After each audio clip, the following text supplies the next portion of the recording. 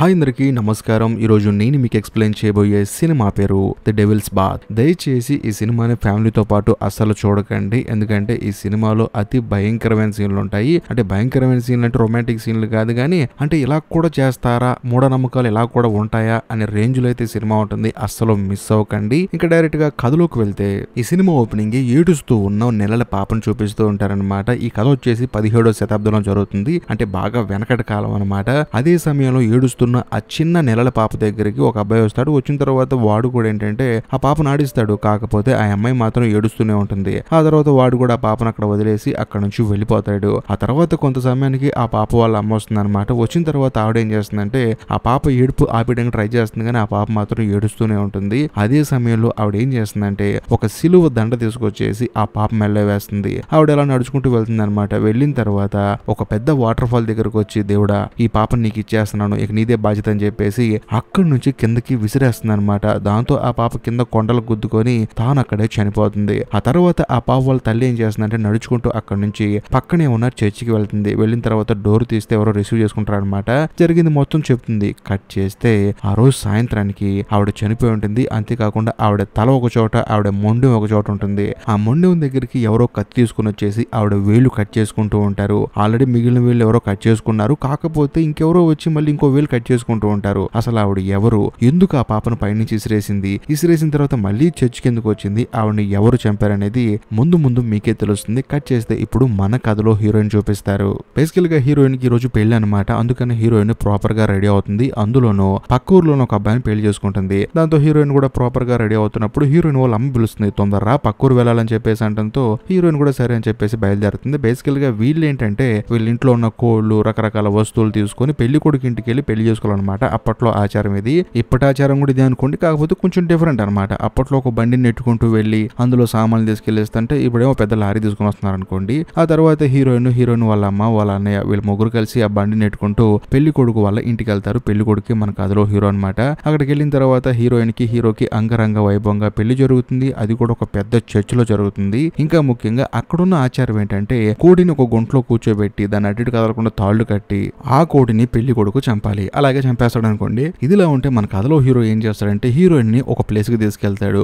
తీసుకెళ్లిన తర్వాత ఒక ఇంట్లో తీసుకెళ్తాడు. తీసుకెళ్లి ఏం చెప్తాడంటే ఈ ఇళ్ళకి మీదట మనదే అని చెప్పడంతో హీరోయిన్ ఆశ్చర్యపోతుంది. ఎందుకంటే హీరోయిన్ కోరుకున్నది ఏంటి, జీవితంలో పెళ్లి జరగాలి, పెళ్లాడు పుట్టాలి, భర్తను బాగా చూసుకోవాలి, తనకంటూ ఒక సొంత ఇల్లు ఉండాలి. ఇవన్నీ తన జీవితంలోకి వచ్చేస్తున్న సరికి తనకి ఆనందం పట్టలేదన్నమాట. ఇంకా నా జీవితానికి చాలని చెప్పేసి ఎంతగానో ఆనందపడుతుంది. అంతేకాకుండా బాగా చీకటైపోతుంటుంది. మరోవైపు మన కథలో హీరో కూడా పెళ్లిలో బాగా మందు అవుతూ ఉంటాడు. ఆ తర్వాత హీరోయిన్ వాళ్ళ అమ్మాయి ఉంటుందంటే బాగా చీకటైపోతుందమ్మా, మరి మేము నడుచుకుంటూ వెళ్ళాలి కదా, సరే ఇక జాగ్రత్త, నువ్వు ఇక మీద ఎక్కడే ఉండాలి, వాళ్ళని ఇబ్బంది పెట్ట మాకు, మీ ఆయన్ని బాగా చూసుకొని చెప్పడంతో హీరోయిన్ కూడా లైట్ గా బాధపడుతుంది. ఎందుకంటే ఇన్ని రోజులు అమ్మతో ఉండి సడన్ గా ఇప్పుడు అమ్మకు దూరం అయిపోయి ఊరికి దూరం అయిపోయి వేరే ఊర్లో ఉండాలనేసరికి హీరోయిన్ కొంచెం బాధగా అనిపిస్తుంది. అయినా సరే తన భర్త తనకు నచ్చాడు, తనకంటూ ఒక సొంత ఇల్లు ఉందని చెప్పేసి సరే అమ్మ అని చెప్పేసి అంటుంది.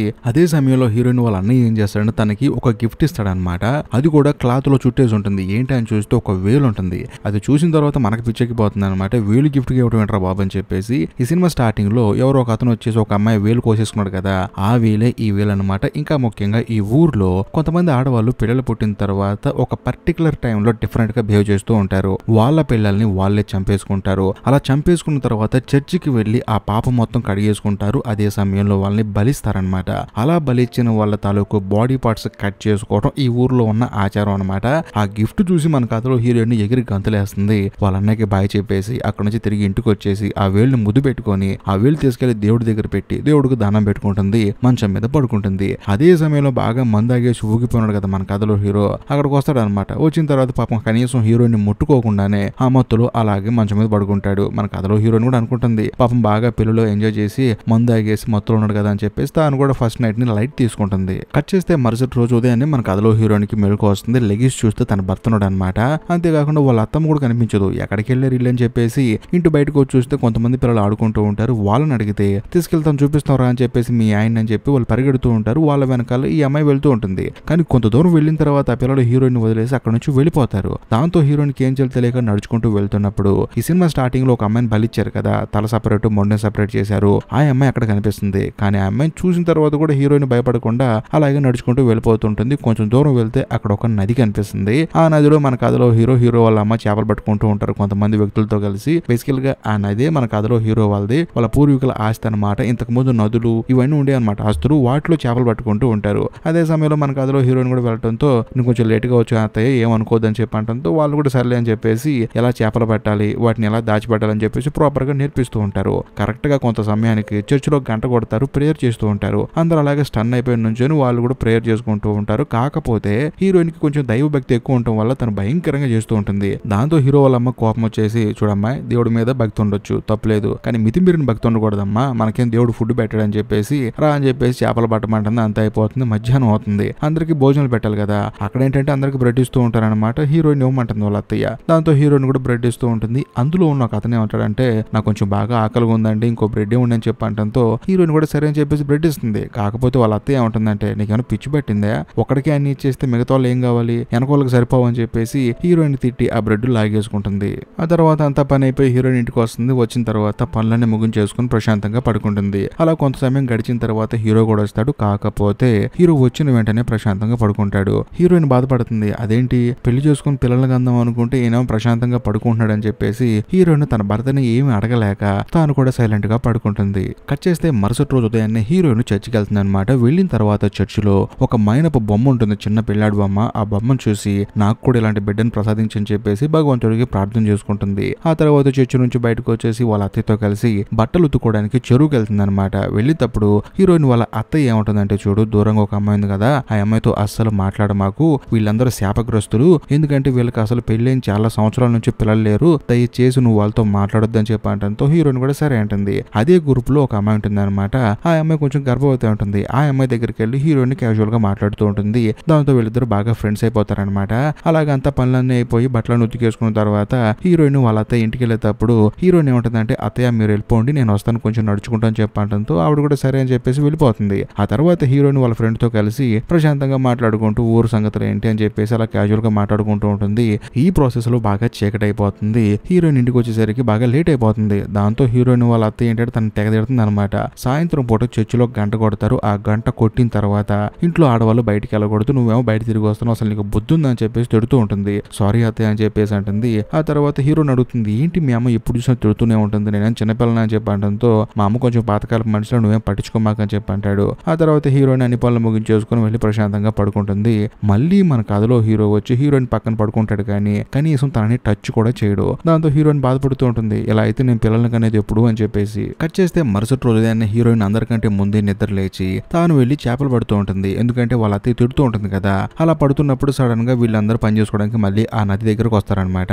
అదే సమయంలో హీరోయిన్ దగ్గరికి హీరో వచ్చేసి, ఇక్కడ చేపలు పట్టకూడదు, ఇక్కడ పడితే అరెస్ట్ జరుగుతుందని చెప్పేసి తనని రమ్మంటాడు. దాంతో హీరోయిన్ కూడా సరే అని చెప్పేసి చేపలు పడుతూ ఉంటుంది. తనతో పాటు తన ఫ్రెండ్ కూడా పనిచేస్తూ ఉంటుంది అక్కడ. అదే సమయంలో ఆ అమ్మాయికి ఏంటంటే లైట్ గా పురుటి నొప్పులు వస్తున్నట్టు ఉంటాయి. దాంతో కొంచెం పక్కకి వెళ్తే కాలికి ఏదో తలుగుతుంది. ఏంటని చెప్పి పైకి లేపి చూస్తే దున్నపోతు తల అనమాట. దాన్ని పట్టుకున్నప్పుడు అక్కడ ఉన్న వాళ్ళందరూ ఏమంటారంటే, దాన్ని పట్టుకోకూడదు, అది సాతాను అని చెప్పి పడేయమంటారు. దాంతో హీరోయిన్ కూడా సరే అని చెప్పేసి పడేస్తుంది. ఆ తర్వాత పనులన్నీ అయిపోతాయి. మళ్ళీ యాజ్ టీజ్ గా హీరోయిన్ ఇంటికి వచ్చి పడుకుంటుంది. పడుకున్న తర్వాత కూడా మళ్ళీ మన కథలో హీరో యాజ్ టీజ్ గా ఏమీ చేయకుండా పడుకుంటాడు. అసలు విషయం ఏంటంటే, మన కథలో హీరో ఒక గే అనమాట. కాకపోతే ఆ కాలంలో గే అంటే ఆ ఊర్లో ఉన్న వాళ్ళందరూ కలిసి చంపేస్తారనమాట. అందులోనూ బాగా మందు తాగేటప్పుడు ఒక అతనితో బాగా క్లోజ్ గా ఉన్నాడు కదా, అతను కూడా గే అనమాట. కట్ చేస్తే సడన్ గా అర్ధరాత్రి పూట ఊర్లందరూ కేకలు వేస్తూ ఉంటారు. ఏందని చూస్తే హీరో వాళ్ళ ఫ్రెండ్ గే ఇంకొకడు ఉన్నాడు కదా, వాడు ఏంటంటే ఆత్మహత్య చేసుకుని చనిపోయాడు. దాంతో అందరూ పరిగెత్తుకుంటూ వెళ్తారు. వెళ్ళిన తర్వాత వాళ్ళ అమ్మ ఏడుస్తూ ఉంటుంది. కానీ ఆ ఊర్లో ఆత్మహత్య చేసుకోవడం అనేది ఒక భయంకరమైన పాపం అనమాట.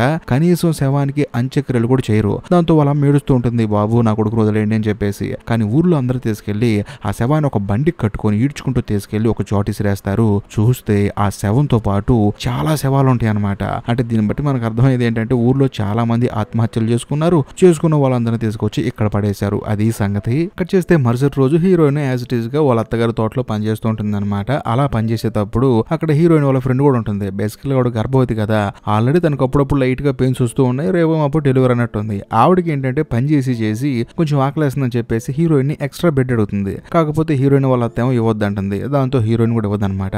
అప్పుడు ఆవిడ కోపం వచ్చేసి, పోయి నీలాంటి దాంతో ఫ్రెండ్షిప్ చేసాను చూడు, నాది బుద్ధి తక్కువ అని చెప్పేసి అక్కడ నుంచి వెళ్ళిపోతుంది. దాంతో హీరోయిన్ కి ప్రాపర్ గా అర్థం అవుతుంది అనమాట, తన భర్త ఏమో ఒక గేగాడు, అందులోనూ తనకంటూ ఉన్న ఒక్కగానొక్క ఫ్రెండ్ కూడా తనని తిట్టేసి అక్కడ నుంచి వెళ్ళిపోయేసరికి హీరోయిన్ కి ఏం అర్థం కాక ఒక చెట్టంలోకి వెళ్ళి పెద్దగా పిచ్చి పట్టింది దానిలాగా అరుస్తూ చేస్తూ ఉంటుంది అనమాట. ఎందుకంటే తను ఊహించుకున్నది ఒకటి, ఇక్కడికి వచ్చిన తర్వాత జరుగుతుంది మరొకటి. ఇదిలా ఉంటే మరోవైపు హీరోని హీరో వాళ్ళ అమ్మని చూపిస్తారనమాట. బేసికల్ గా హీరో వాళ్ళ అమ్మకి ఏంటంటే హీరో గే అనే సంగతి తెలియదు. దాంతో తానేమంటదంటే ఏంట్రా నీకు పెళ్ళి ఎన్ని రోజులు అవుతున్నా కూడా నీ భార్య ఏంటి కొంచెం తేడాగా బిహేవ్ చేస్తుంది, అందులో నువ్వు అంతా ఓకే కదా అని చెప్పేసి అంటంతో మనోడు కూడా సైలెంట్ గా ఉంటాడు. కాకపోతే ఇదంతా బయట ఉండి వింటున్న మన కథలో హీరోయిన్కి బాధ అనిపిస్తుంది. ఎందుకంటే ఈ ఊర్లో పిల్లల పొట్టని వాళ్ళని ఒక మనుషుల్లా ట్రీట్ చేయరనమాట, వాళ్ళు ఒక శాపగ్రస్తులా ట్రీట్ చేస్తూ ఉంటారు. అది తలుచుకొని హీరోయిన్ కి భయం వేస్తుంది అనమాట. దాంతో తానేం చేస్తుందంటే రాత్రికి రాత్రే హీరోయిన్ వాళ్ళ ఊరు పక్కనూరే కదా, అందుకని తాను నడుచుకుంటూ పక్కనూరు వెళ్ళిపోతుంది. వెళ్ళి చూస్తే ఇంట్లో వాళ్ళ అమ్మ వాళ్ళ అన్నయ్య ఉంటారు. కాకపోతే వాళ్ళకి వచ్చాను అని చెప్పకుండా పక్కనే ఉన్న పశువుల షెడ్ లో పడుకుంటుంది. పడుకున్న తర్వాత ఉదయాన్నే లేచి చూస్తే వాళ్ళ అమ్మ వస్తుంది అనమాట.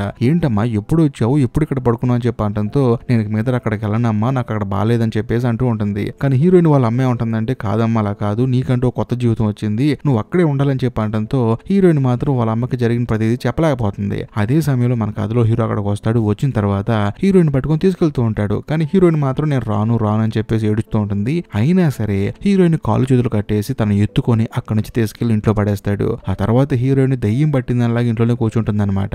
ఇంట్లో ఏమి పని చేయదు, అంతేకాకుండా ఏమి తినకుండా అలా కూర్చోవటం వల్ల హీరో వాళ్ళ అమ్మే ఉంటుందంటే నీ భార్యకి దయ్యం పట్టినట్టుందని చెప్పేసి మంత్రగాడిని తీసుకొస్తుంది. అంతేకాకుండా ఆ మంత్రగాడితో హీరో వాళ్ళ అమ్మే ఉంటుందంటే నా కోడలకి బాగా కోపం ఎక్కువ కాబట్టి కొంచెం చూడండి అని చెప్పి అంటంతో ఆయన ఏం చేస్తాడంటే వెనుక ఆ మెడ దగ్గర ఏంటంటే ఒక దారాన్ని గుచ్చుతాడనమాట. అంతేకాకుండా నీకు కోపం ఎప్పుడైతే ఎక్కువ అవుతుందో ఆ దారాన్ని పట్టుకొని లాగమ్మ నీ కోపం తగ్గిపోతుందని చెప్పి అంటంతో హీరోయిన్ కూడా సరే అంటుంది. ఇదిలా ఉంటే ఒక రోజు మన కథలో హీరోయిన్ ఫారెస్ట్ లోకి వెళ్తుంది అనమాట.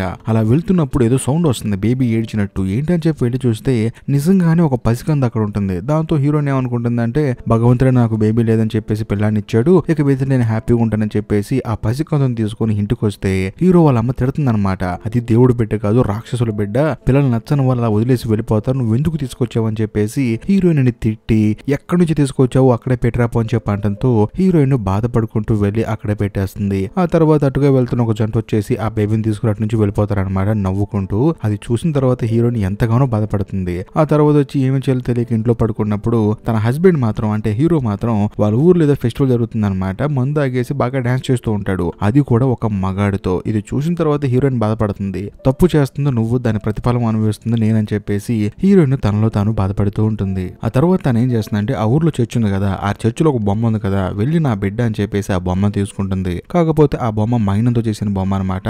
కొంచెం బయటకు వచ్చేలోని ఎండకి ఏంటంటే కరిగిపోతుంటుంది. దాంతో హీరోయిన్ బాధపడుతుంది. అంతేకాకుండా నడుచుకుంటూ వెళ్తున్నప్పుడు కాళ్ళకి తగులుతుంది అనమాట. ఏంటని చెప్పి గుండె తీసి చూస్తే అక్కడ ఎవరో ఒక అమ్మాయిని పూడ్చిపెట్టేశారు. అది చూసిన తర్వాత హీరోయిన్ కి భయం వేసి తనను కూడా ఎలాగే చేస్తారేమో అని చెప్పి బాధేసి ఇంటికి వచ్చేసి ఎలకల ముందు వేసుకుంటుంది అనమాట.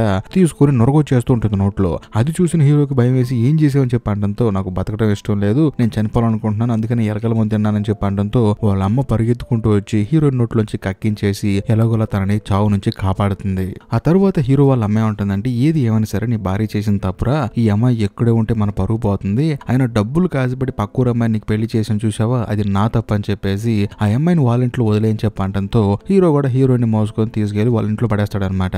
అంతేకాకుండా జరిగింది చెప్తాడు, ఇక మీదట మీ అమ్మాయిని మీ ఇంట్లో ఉంచుకోండి అని చెప్పేసి. దాంతో హీరోయిన్ వాళ్ళ అమ్మాయి ఉంటుందంటే సరే బాబు అని చెప్పి అంటుంది. సర్లే కూతురును చూసుకుందాం అని చెప్పేసి అనుకుంటుంది. కాకపోతే మన కథలో హీరోయిన్ ఏంటంటే వాళ్ళ అమ్మ దగ్గర ఉండటం కూడా ఇష్టం లేదనమాట. దాంతో హీరోయిన్ వాళ్ళ అమ్మకు కూడా చెప్పకుండా రాత్రికి రాత్రి అక్కడి నుంచి బయటకు వచ్చేస్తుంది. వచ్చిన తర్వాత ఉదయం పూట నడుచుకుంటూ వెళ్తున్నప్పుడు హీరోయిన్ కి ఒక పిల్లాడు ఎదురొస్తాడు. వచ్చిన తర్వాత హీరోయిన్ ఏమంటుందంటే బాబు ఇక్కడ ప్రేయర్ చేసుకోవడానికి ఏదైనా ప్లేస్ ఉందని చెప్పి అంటంతో ఆ పిల్లాడు కూడా ముందే తీసుకెళ్తారా అని చెప్పేసి అంటంతో హీరోయిన్ వెళ్తూ ఉంటుంది. ఈ పిల్లాడు ఎవరో కాదు, ఈ సినిమా స్టార్టింగ్ లో ఒక బేబీ ఏడుస్తుంటే వెళ్ళి ఓదార్చాడు కదా ఆ పిల్లాడే ఈ పిల్లాడు అనమాట.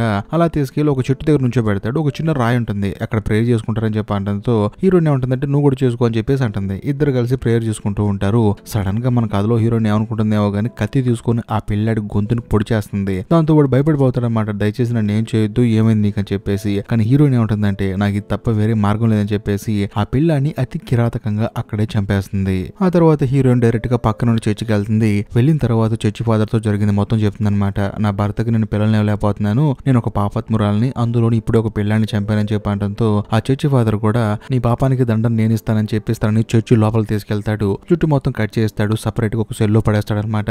ఈ సినిమా స్టార్టింగ్ లో లేడీ ఏదైతే చేసిందో మన కథలో హీరోయిన్ కూడా అదే చేసింది. అంతేకాకుండా ఇప్పుడు ఆ లేడీ ఆ పిల్లని ఎందుకు పైనుంచి విసిరిసిందో మనకి ఇప్పుడు అర్థం అవుతుంది అనమాట.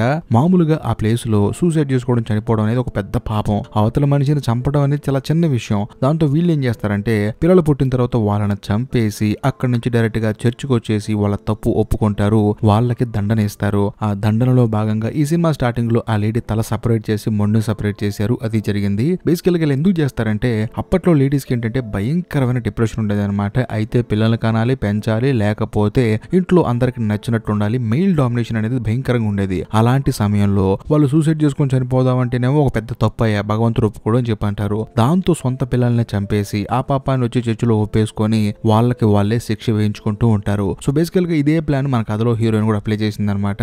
డైరెక్ట్ గా తనకు తానుగా ఆ కనిపించిన పిల్లాన్ని చంపి చర్చి ఫాదర్ దగ్గరకు వచ్చి తప్పు ఒప్పుకుంది, ఇప్పుడు శిక్ష అనుభవిస్తుంది. కట్ చేస్తే మరుసటి రోజు హీరోయిన్ శరీరానికి ఒక జంతువు తోలు చుట్టి తనను ఒక చిన్న బండి లాంటి దాన్ని కట్టేసి ఈడ్చుకుంటూ తీసుకెళ్తారు. తీసుకెళ్లిన తర్వాత ఒక ప్లేస్ లో కూర్చోబెడతారు. కూర్చోబెట్టిన తర్వాత తల మీద ఒక తెల్లటి గుడ్డను కప్పేస్తారనమాట, ఒక సంచిలో ఉంటుంది. ఆ తర్వాత చుట్టూ అందరు జనాలు పోగైపోతారు, అందులో హీరో కూడా ఉంటాడు. ఎందుకంటే హీరో వల్లే కదా హీరోయిన్ ఇలా అయిపోయింది. అంతేకాకుండా అక్కడున్న ఒక పెద్దతను వచ్చేసి ఒక పెద్ద కత్తి తీసుకొని హీరోయిన్ తల నరికేస్తాడు. దాంతో తల ఎగిరి అవతల పడుతుంది. ఆ తర్వాత ఒక అతను బకెట్ తీసుకొచ్చి ఆ రక్తాన్ని పట్టుకుంటాడు.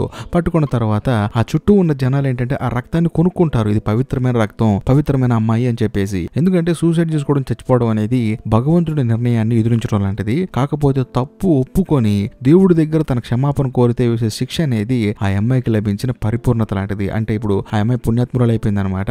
సో దేవుడు కూడా ఈ అమ్మాయిని క్షమించాడని చెప్పి అర్థం. సో అలాంటి క్షమింపబడిన ఒక అమ్మాయి రక్తం తాగితే మనకు కూడా పుణ్యం వస్తుందని చెప్పేసి జనాలందరూ ఎగబడి ఆ రక్తాన్ని కొనుక్కుంటూ ఉంటారు. ఇది అప్పట్లో ఉన్న ఒక పెద్ద మూఢ నమ్మకం అనమాట. ఇక్కడ ఇంకో హైలైట్ విషయం ఏంటంటే ఈ సినిమా స్టార్టింగ్ లో హీరోయిన్ పెళ్లి అయినప్పుడు వాళ్ళని ఒక 1000 గిఫ్ట్ గా ఇచ్చాడు కదా, ఇలాగా తప్పు ఒప్పుకొని శిక్ష అనిపించిన అమ్మాయి కదా ఆవిడ కూడా. ఇప్పుడు అదే పరిస్థితి మన కథలో హీరోయిన్ కి వచ్చింది. ఇంకో పక్క చుట్టూ ఉన్న జనం ఏంటంటే ఆ రక్తం తాగి డాన్స్ చేస్తూ ఉంటారు ఆనందంతో. పుణ్యాత్ముల రక్తం తాగాము, మనం కూడా పుణ్యాత్ములు అయిపోతాం అని చెప్పేసి భయంకరంగా డాన్స్ చేస్తూ ఉంటారు. ఇంతటితో సినిమా అయిపోతుంది. బట్ లాస్ట్ లో ఒక విషయం రాస్తారనమాట, బేస్డ్ ఆన్ ట్రూ ఈవెంట్ అని చెప్పేసి. ఇది నిజంగా జరిగిన ఒక భయంకరమైన సంఘటన బేస్ చేసుకొని తీసిన సినిమా అనమాట. బేసికల్ ఈ మొక్క నేను ఫస్ట్ లో చెప్పొచ్చు, బట్ లాస్ట్ లో చెప్తే ఆ ఇంపాక్ట్ వేరేలా ఉంటుందని చెప్పాను. సో ఈ వీడియో మీకు నచ్చితే ఖచ్చితంగా లైక్ చేయండి, మీ ఫ్రెండ్స్ కి షేర్ చేయండి. ఇంకా ముఖ్యంగా ఇలాంటి సినిమాలు మరిన్ని కావాలనుకుంటే ఖచ్చితంగా కామెంట్ చేయండి. ఇంకా లాస్ట్ అండ్ ఫైనల్ గా నేను మీకు చెప్పొచ్చేది ఏంటంటే దయచేసి మన ఛానల్లో కంటెంట్ నచ్చితే మాత్రం తప్పకుండా సబ్స్క్రైబ్ చేయండి. ఎందుకంటే మీరు సబ్స్క్రైబ్ చేస్తేనే మన ఛానల్ కొంచెం రీచ్ వస్తుంది, నాకు కూడా కొంచెం మోటివేషన్ గా ఉంటుంది అనమాట. కాబట్టి కంటెంట్ నచ్చితే మాత్రం సబ్స్క్రైబ్ చేయండి, నచ్చకపోతే మాత్రం చేయాల్సిన అవసరం లేదు. బాయ్.